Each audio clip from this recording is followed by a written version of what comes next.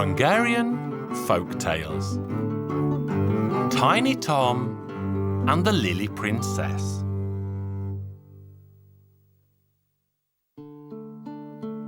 Once upon a time, far, far away, over the ocean and beyond, there lived a king, and with the king lived a queen. And they had a very tiny son. No matter how many doctors they took him to, he just wouldn't grow. Tiny he was, and tiny he remained. The king grieved much over this, the queen even more. So much so that she fell ill. On her deathbed she lay and called for the king. She said to him, "All I ask of you is that when you bury me, have a lily planted on my grave and have it guarded day and night so that no one can steal it." She spoke, and straight away she died. The king was much in grief. "If only my son were big, who can I leave my kingdom to when I am dead?" He buried his queen in pomp, wept over her, and mourned her. And he sent a proclamation across the kingdom calling for everyone who had a lily to bring it to the court so that one could be chosen for the queen's grave. They brought lilies by the cartload, but they couldn't agree which one was the finest of all. The king could hear all this uproar and went down into the courtyard. "What's all this quarrelling about?" One of the gardeners replied. "There are so many lilies here that we can hardly move, but we can't decide which one is the finest of all." "Where are you, Tiny Tom, my son? Come here and do something useful for a change. Close your eyes and pick a lily." So Tiny Tom closed his eyes and groped around like a blind man. And do you know what? The lily he picked was beautiful, and every bloom on it sparkled like a diamond.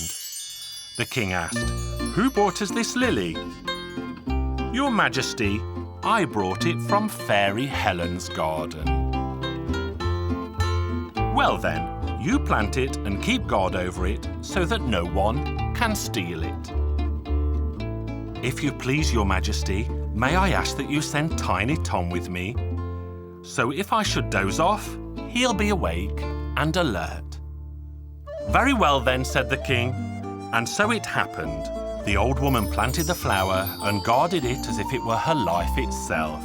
So there they were, keeping guard until the old woman said, "Tiny Tom, I'm going to lie down for a while and I'll drop off to sleep. You stay guard over the lily so that no one can take it."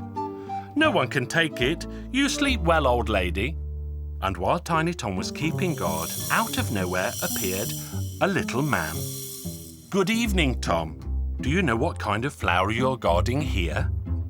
"Well, I know that it's a lily and it comes from Fairy Helen's garden."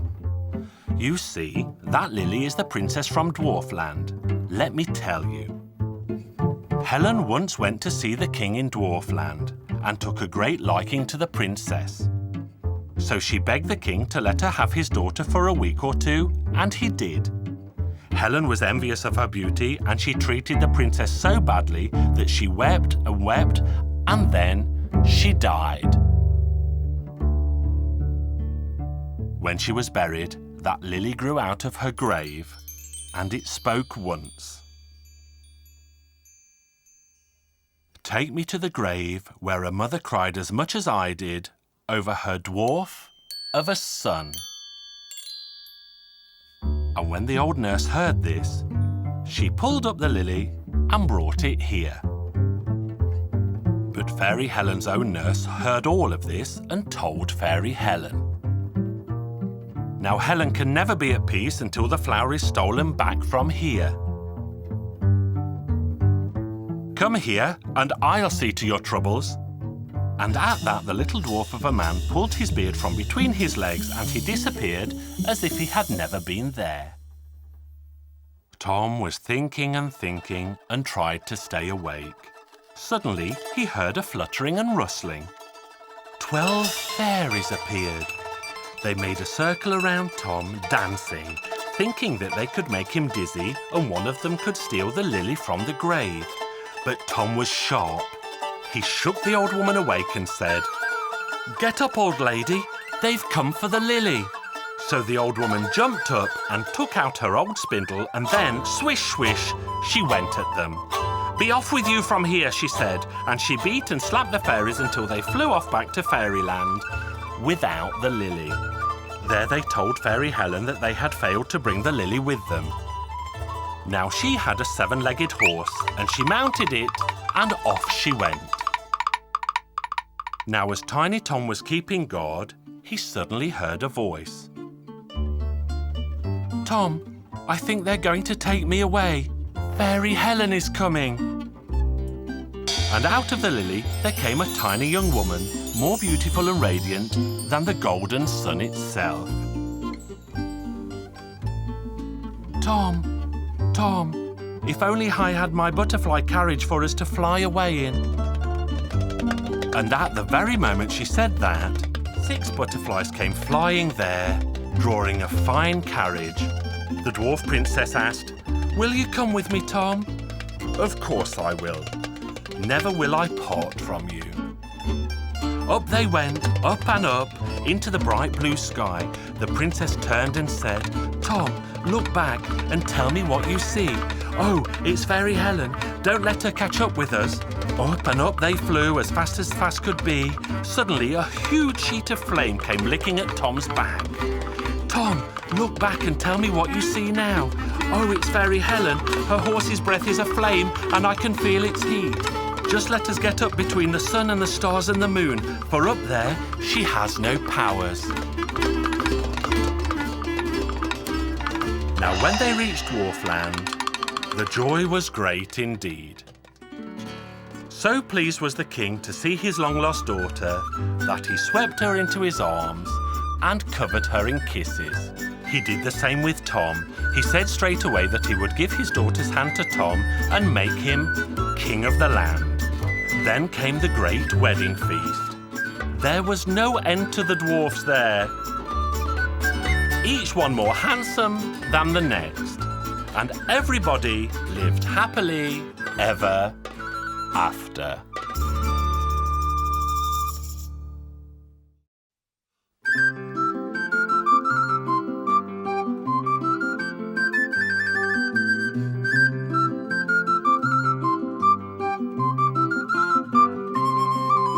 Hungarian Folk Tales.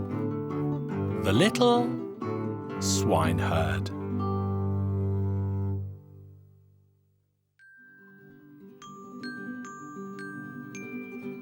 Once upon a time, over oceans deep and mountains high, there lived a poor woman who had a son, and his job was to look after the pigs. No matter what his mother tried to get him to do, it was always the same. There was nothing he could do right or proper, not even if you turned him into an angel. He was good for nothing at all. So anyway, this good-for-nothing of a little swineherd heard that the king would give his daughter's hand to anyone who could hide away so well that she couldn't find him. "Now then, swineherd, my lad," he said to himself, "roll your sleeves up, for there's a lot to win if you go about it the right way." So he gathered everything up, baked himself a satchel of scones, put on his heavy cape, and off he went. He walked and he walked through bushes and trees, over hill and dale, and still he couldn't find the castle of the king. For a long week he walked, ate the last of his scones, and still he didn't see a thing. And then he became so thirsty that his tongue hung out like a slipper out of a dog's mouth. Then as he went along, he came upon a well, and on it perched 2 white doves. "Well then, the pair of you, I'll have to eat you both because I'm very hungry indeed." "Oh, don't eat us, little swineherd. Draw us some water. We're so thirsty, and one good deed deserves another." And they begged him not to make a meal of them. So he went and drew up a bucket of water for them, and he himself drank his fill of the cold, sweet water. And so he continued on. But now he was so hungry that his stomach rattled like a dog on a chain. Then he came across a lame fox. "Well then, lame fox, I'll have to eat you, I'm so hungry." The lame fox beseeched him not to make a meal of him. "One good deed deserves another, little swineherd. I'll be able to help you." The swineherd's eyes were popping out of his head with hunger, but he decided not to eat the lame fox. He staggered on, and staggered to the right, and staggered to the left, and thought he'd never come to his journey's end. Then, far off, he saw a great lake. Down he went to its shore and saw a little fish struggling at the water's edge. Quick as a flash, he tickled it out of the water.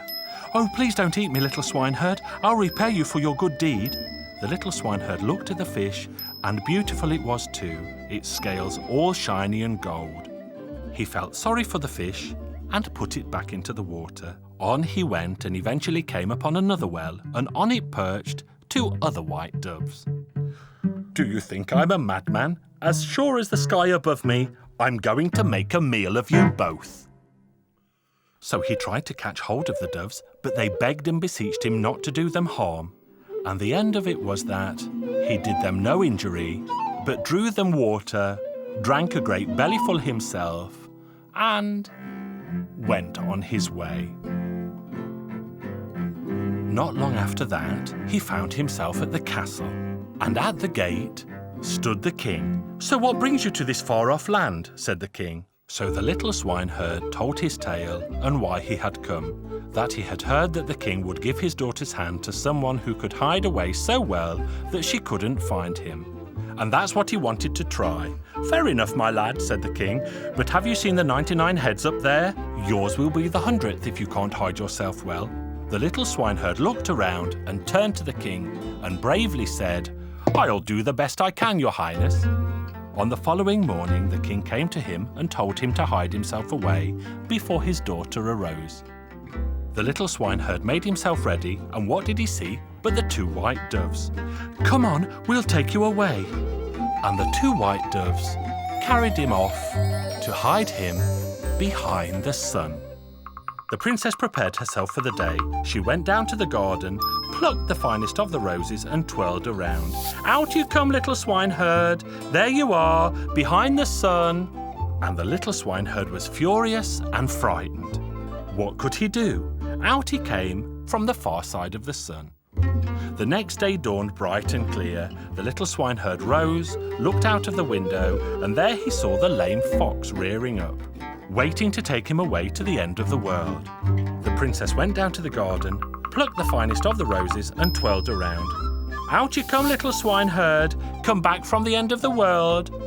And the little swineherd was forced to reappear. On the 3rd day he went off to meet the little fish at the lake, and the fish took him deep, deep down into the water. "Not a living soul comes here. They'll never find me here."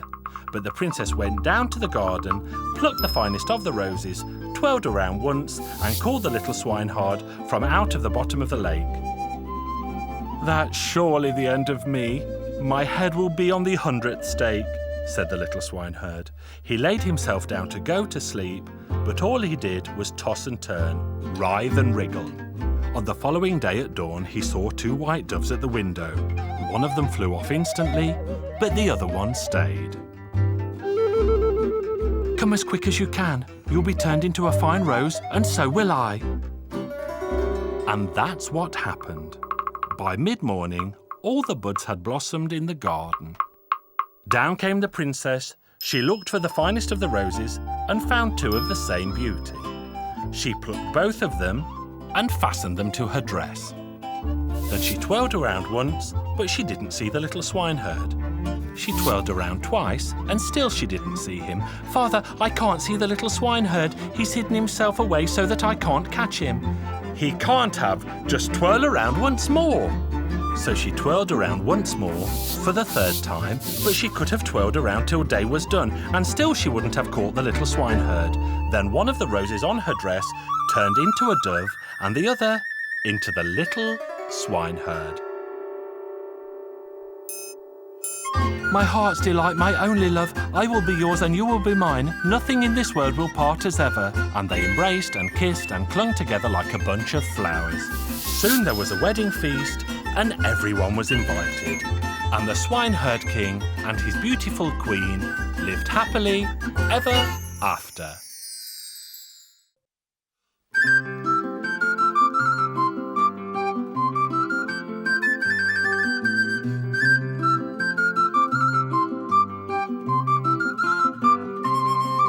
Hungarian Folk Tales. Martin and the Cursed Princess.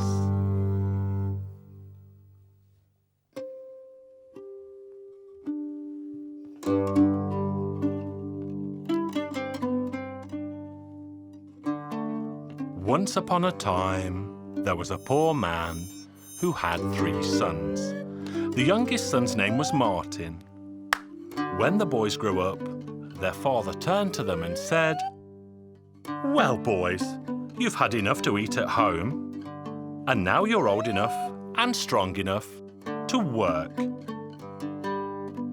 1 year from now, I want you each to return home with a suit of clothes. Off you go, and may God bless you all." The boys did as they were told and they started their journey. After a while, they reached a huge old tree. At this point, the road forked into 3 directions. The boys said goodbye to each other, and each of them started walking down a different path. As Martin walked along, he reached a forest. A huge, warty frog was approaching him and spoke to Martin. "I know you're looking for a job. Come on, work for me, and you won't be sorry. All you have to do is chop and saw some wood. Plus put me to bed in the evenings and raise me out of bed in the mornings. Well, what do you say? I'm your man. Wherever I have to work, it's all the same." So he shook the frog's hand and stayed.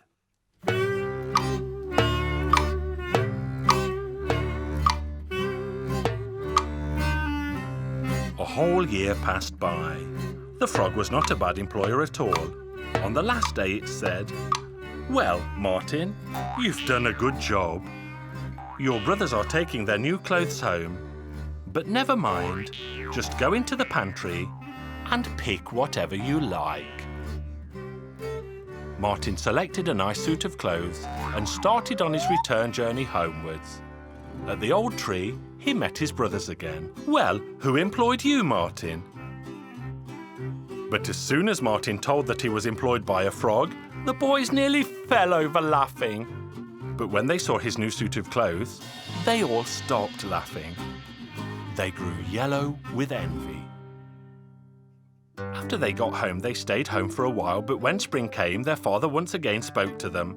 "Well, boys, it's time for you to be working again. But this time tell your masters to pay you with wine." The boys did as they were told. When they got to the tree, they said goodbye again, and each went on his way. The frog was already there in the forest. "Come and work for me, Martin. Your job will be as easy as it was the last time."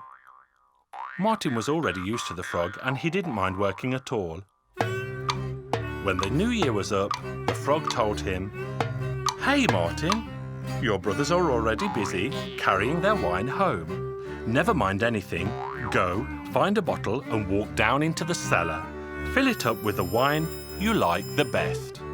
So the year went by and the boys met once again at the crossroads. Both brothers were rolling a sizable barrel as they went. When they spotted Martin, they couldn't help laughing at him. "Well, that frog master of yours is not a generous employer. All he ever gave you was this miserable little bottle." Martin didn't say anything. He rolled out the largest barrel and poured the wine into it. "Maybe a smaller barrel will be more appropriate," they mocked at him. But it didn't last for long, because when they saw that the bottle was simply not running out of wine, they were so astonished that their eyes bulged out. Their amazement grew when they tasted it. They rested at home for a while, but then their father sent them off to work again. "Now you have clothes and you have wine of your own, and you are ready to get married. But you have to find a wife. The boys did like before, and when they got to the fork in the road, they said goodbye to each other once again. Martin went to see his frog, and the two elder brothers went their own way, whatever it was. The frog told Martin, "Well, Martin, this time it's not going to be as easy as before. This time you will have to chop and stack up 3 times as much wood as last year." When the year was over, the frog told Martin, "You've done a good job again, but now you have to be very careful. Gather up my bed linen and take it to the top of that wood stack. Then carry me up and place me on the top of the stack." Martin did as he was told and finally placed the frog on top of the pile of wood. Then he heard the frog call down from the top of the wood, "All right, now go, find a broom, then set the wood stack on fire, and as soon as the wood catches fire, you will see frogs leaping towards the fire from all sides. You must sweep all of them up into the fire, but beware, don't let any of them get away, because that would mean great trouble." Martin begged the frog to come down from the top of the pile, but the frog didn't listen. In the end, he had no choice. He had to set fire to the stack of wood. There was a lot of panic and commotion. There were so many frogs, Martin could hardly sweep them all onto the fire. By nightfall, the fire burned down. The frogs were all lost, including Martin's frog master. Martin was very, very sad. He was still full of sorrow when he fell asleep. The next morning, when he opened his eyes, he saw a beautiful maiden standing next to his bed. "Martin, thank you for saving me. I had to live as a frog with all my household until an honest lad came along and did everything as I told him. But now you have removed the curse." Martin's heart beat loudly when he saw her. The princess jumped into his arms and said, "Your brothers are going home with their wives, but don't you worry. Go down to the courtyard and bring the horses to the best carriage. By the time they get home, we'll be there before them." And so it happened. There was great astonishment and a lot of envy. But Martin was a good brother. He gave each of his brothers 3 sacks full of gold. Then he married the princess and went off to rule as a king. Maybe he could have found himself a better job, but he had no reason to complain, did he now?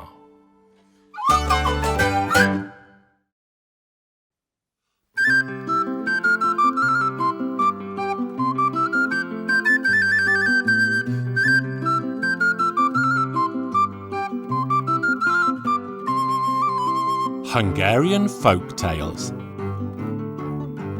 A talking vine, a smiling apple, and a jingling, tingling peach. Once upon a time, there lived a king who had 3 beautiful daughters.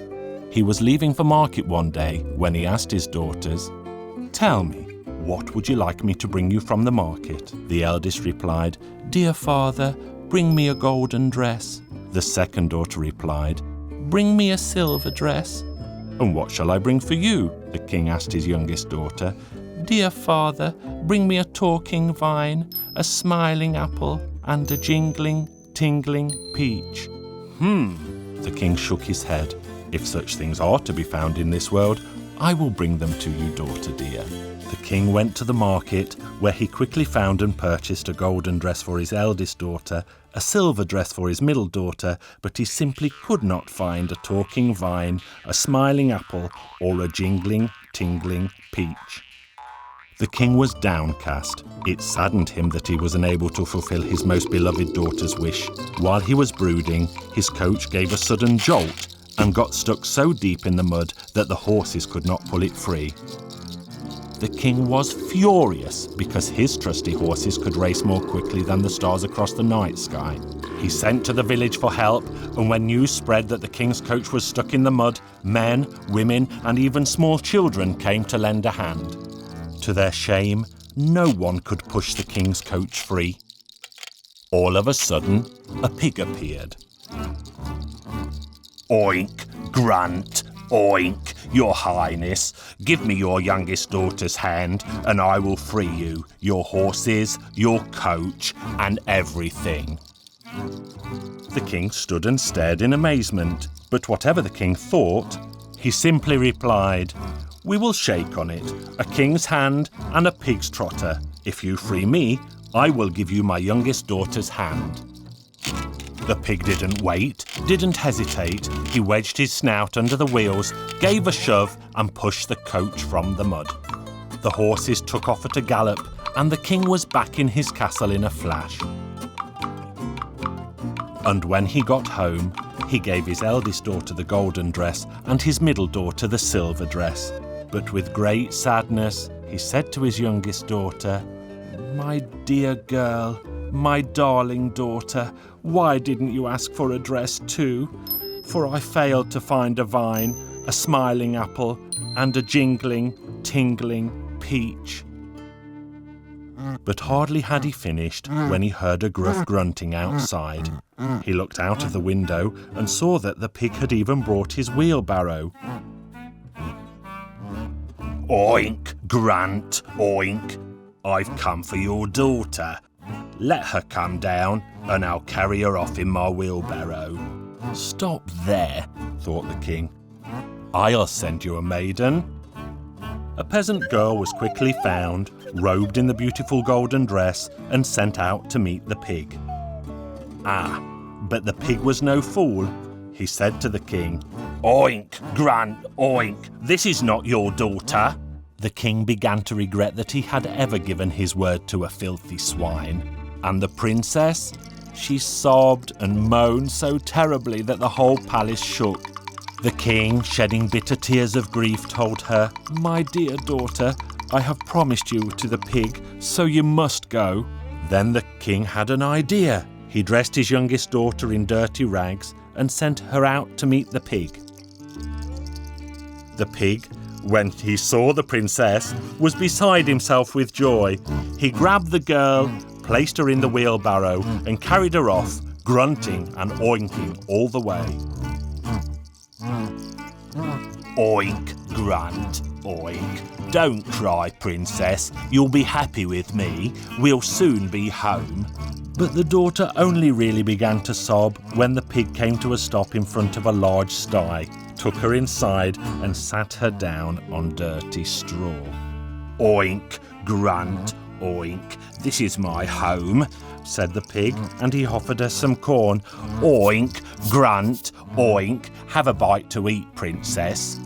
But the princess simply sobbed and moaned. She cried and cried until she eventually fell into a deep, deep slumber. The princess slept and slept, and she didn't wake until noon the next day. As the noon bell rang, she opened her eyes and, wonder of wonders, she was dazzled by a blinding light. She had lain down in a pigsty, and now, lo and behold, she awoke in a palace. A host of maids hurried to her bedside. They brought her sumptuous robes and dressed her beautifully. Then they took her into the neighbouring room, where a handsome youth sat at a table laden with food. He said to her, "Take a seat. Everything you see is yours. I too am yours, if you will have me." "Who are you? What are you?" the girl asked. "I will tell you in good time. Come now to the garden." He took her arm, and they went into the garden. In the garden, a fine vine leaned towards the maid, and the clusters of grapes spoke. "Pick us from the vine, princess." They walked on, and soon she espied an apple tree, the little red apples on its boughs smiling beautifully. "And as you see, we have smiling apples too," said the youth. They walked a little more. "What is jingling and tingling so sweetly?" the princess asked. "Jingling, tingling peaches, as you wished. Now will you stay and be my wife?" The princess wrapped the youth in her arms. "Yes, I will stay and be your loving wife for the rest of my life." But the youth then told her how he had once been a king, but a cruel witch had changed him into a lowly swine and put a curse on him. He would remain a pig until he found a maid who had wished for a talking vine, a smiling apple, and a jingling, tingling peach. They sent word out that very day, inviting every member of his kingdom to the wedding. Their fabulous feast was indeed a wondrous sight to see, and they both lived happily ever after.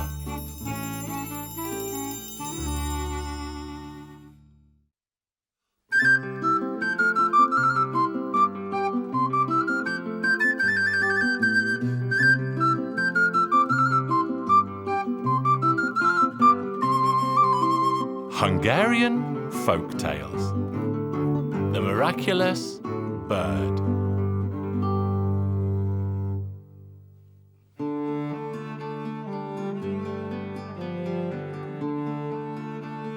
Once upon a time, in a distant land, where the curly-tailed pig digs at the soil with its snout, there lived a penniless man.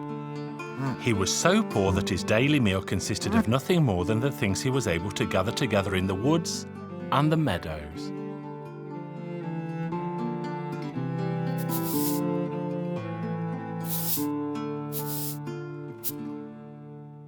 Once, when he was trying to catch a bird for his lunch, he caught a very beautiful crow. The bird was as black as night, yet its feathers shone like the stars. The man took the crow home, and his children were delighted. They put it in a cage and kept it and cared for it. The crow grew and grew, and eventually it became so tame that it ate from their hands and hopped about the room. One day a wanderer passed by. He looked at the bird, took it in his hands, and happened to look under its wings.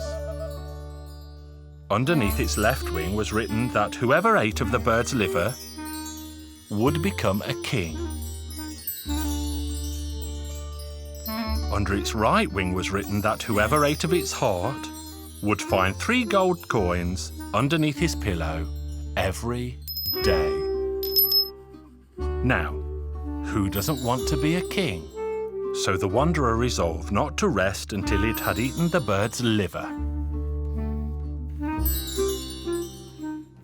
The poor man also saw the writing, but he did not know how to read. So he asked the wanderer what it said. "Alas, nothing good," he said. "This bird will die in 2 days. It would be better to kill it now. I happen to like the taste of crow, so if you roast it, I will give you 1,000 gold coins for the meat." So the wanderer placed the money on the table. The poor man regretted having to kill the poor animal, but he was in dire need of money. He didn't think much about it, but simply slayed the bird and roasted its meat. As the meat of the bird was roasting, the poor man left the kitchen for a moment. The children were playing around, and as they were hungry, they snatched the heart and the liver from the pan.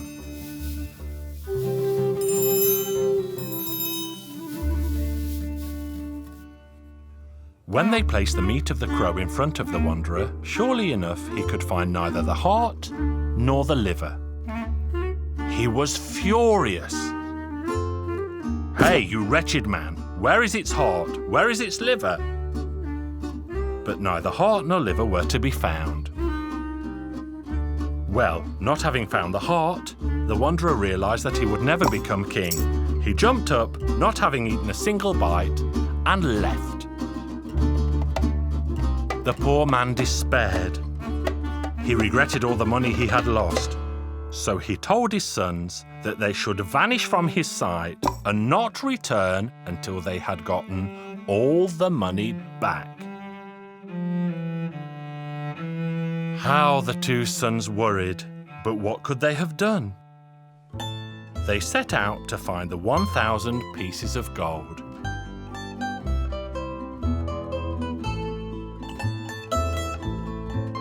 They ambled and rambled with heavy hearts, until around sunset they arrived at the edge of a large forest. There they spent the night. When they awoke the next morning, a soldier was happening by. He gave them directions to the town, and the two boys set off. The king, it turned out, had very recently died. When they arrived in the town, they saw a beautiful golden bench. The older boy sat down on it, and the younger lay down underneath it, and they both immediately fell asleep.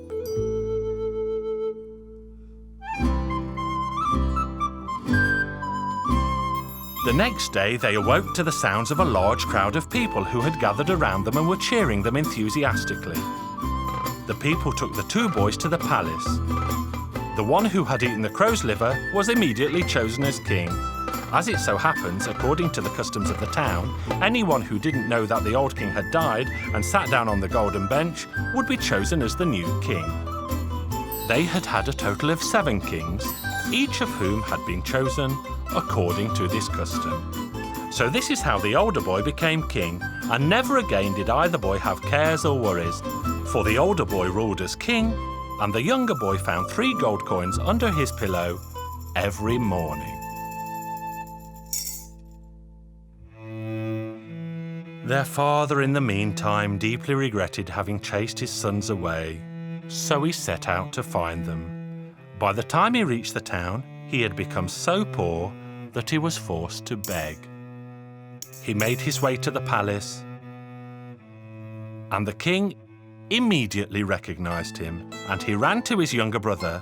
The younger son was also delighted, and they both embraced their father. Of course, they were not angry with him, but they were a little ashamed that he looked so dishevelled. They took him to a cobbler and a tailor and had beautiful clothes and boots made for him, and they let him stay with them at their new palace.